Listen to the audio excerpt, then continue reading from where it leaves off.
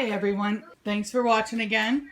So today I'm going to do some canning. I did a little bit last night. One of the things I did yesterday was go and pick up 2 gallons of strawberries. Friend of mine went through Strawberry Hill, USA down in South Carolina, and they had gallons of strawberries. So I got 2 gallons. I always like to help out those farms that are trying to make it. And this is what I did last night. I made 9 half pints of strawberry jam, and I just used the low sugar, no sugar pectin recipes that come in it. That's what I used for this. I also got 2 quarter pints of strawberry jam, which is really, really good.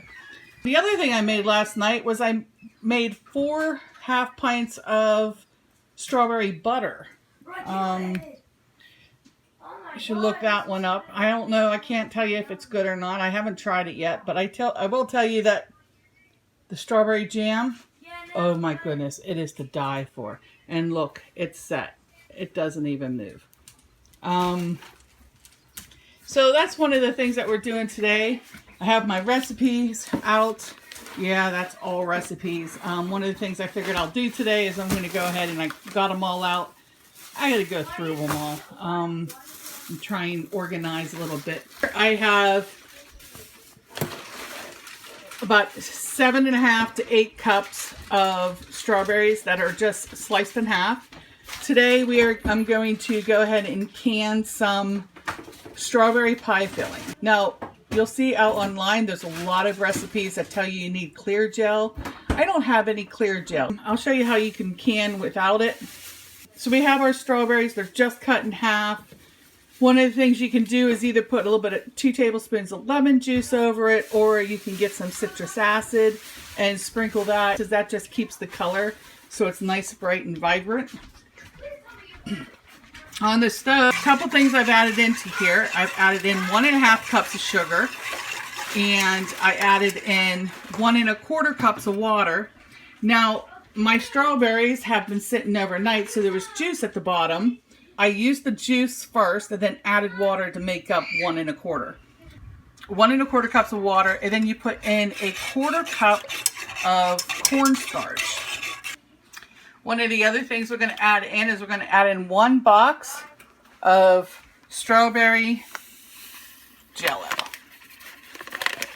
And this gives it so much flavor. And it also helps replace the clear gel. The cornstarch also will help thicken it. So once we get this all incorporated, I'm going to start the heat. So we are going to go ahead and turn the burner on. I'm going to put it on medium heat. And we're just going to let this come to a boil, stirring every once in a while. By the way, the water you put in, the 1 1/4 cups of water or juice, you want it to be cold. That way your cornstarch does not clump up or anything. So make sure it's cold. Whisk it in. It'll dissolve in cold water real easily with no lumps. And then we start the heat. I'm going to let this come to a boil, and we will be right back. It's just now starting to bubble. We want to cook this until it comes to it starts to thicken and it's at the consistency that you would like it. If you end up finding out that it's too thick, you can always add a little bit of water to make it a little bit thinner. It's starting to thicken right now. At this point, you're going to want to keep stirring it. As you can see, it's starting to get really thick. That looks pretty good. Okay, we're going to go ahead and add in the strawberries. There we go.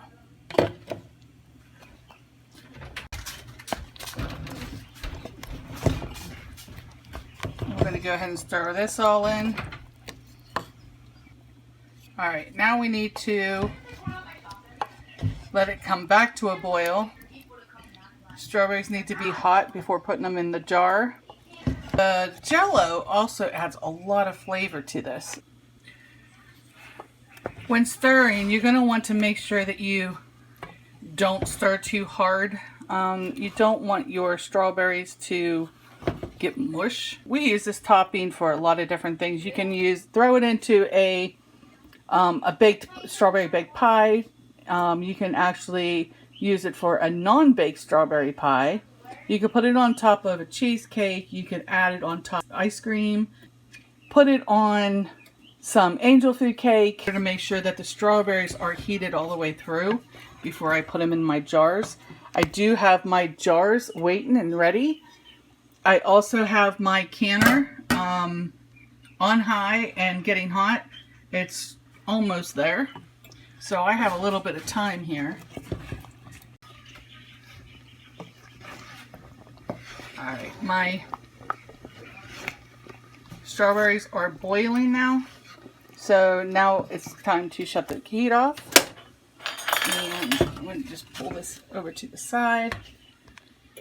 And it's time to ladle into the jars.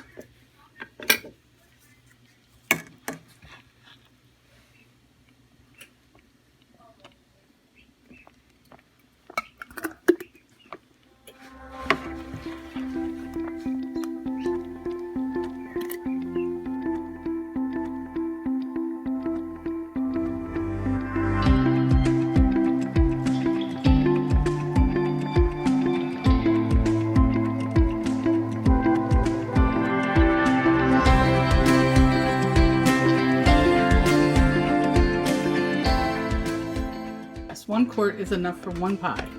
And you want to leave about 1.5 inches of headspace. That means you want to make sure that there's 1.5 inches below the rim. Make sure that all of your strawberries are below the juice.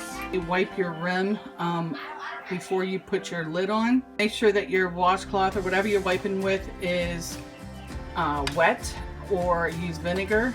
For this one, it just needs to be wet because this is a lot of sugar, so that you get all that sugar off the rim if there's anything on it.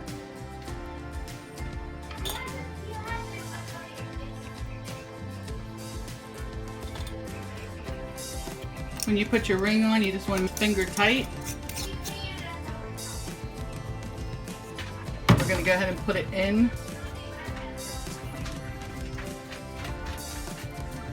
You want to make sure that all of your jars are underwater. Here's a little tip for you. I just took a jar and put in some hot water, and I'll put these. You can actually hold on to these if you want, in case you don't have water. And that now takes us up over the tops. You want to make sure you have about 1/2 inch over your lids. Put the lid on, and when it comes back to a boil, you are going to process for 30 minutes. It's the same amount of processing whether you use a quart or a pint. Alright, so the canner is now boiling. We will go ahead and set the timer. For me, 35 minutes, because I am, believe it or not, I'm only like 1,005 feet above sea level, but that 5 feet tells me that I have to go extra 5 minutes.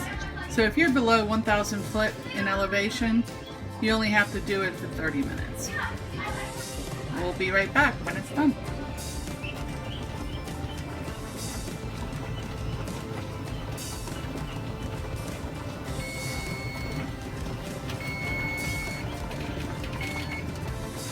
Alright, that is done. So let's turn it off. Whoop.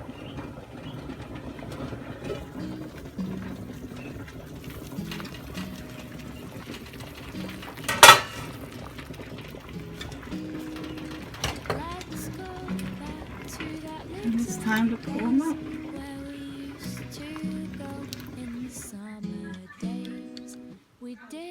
Alright, so there we go. It made 2 quarts. So I instead of doing 2 quarts, I did 1 quart, which is an entire pie, and then I did 2 pints.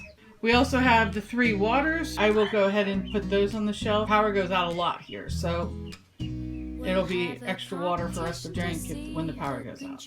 When you pull them out, you're going to want to make sure that You leave a little bit of space in between all of them. You also want to put them on a towel.